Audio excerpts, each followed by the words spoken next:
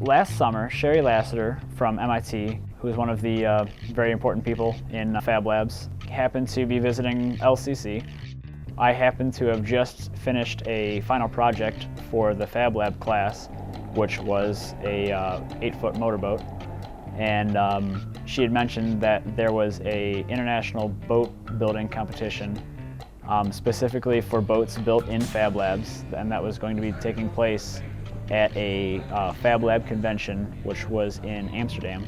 I found out on Wednesday afternoon that I was okayed to build the boat and have it shipped, but I had to have it shipped, packaged, ready to go by Friday at noon. So I started designing, then machining a few hours later.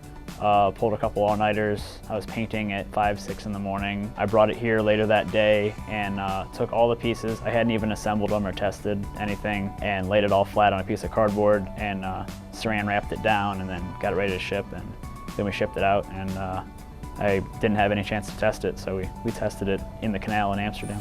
The boat building competition was the grand finale of Fab 6, and its purpose is really to get all the global community of Fab Labs together, to get people to work with each other, to find out what other people on the other side of the globe are doing in their Fab Labs, as well as to meet other people. It was almost like a big outdoor party.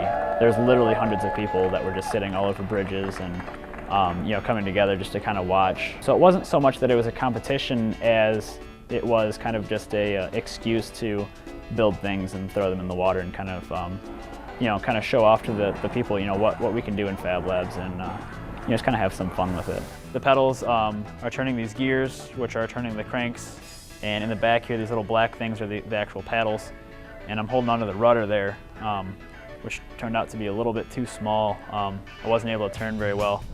I figured that my only chance to win was not to make the biggest or the best boat, but to make the most interesting boat. And I think eventually that paid off, because I think a lot of people liked the way that my boat looked compared to the more conventional boats that were my competition. In first place, winning $2,500 towards their favorite tool or travel to their favorite lab, we have Noah's Ark. I won the first place in the boat competition.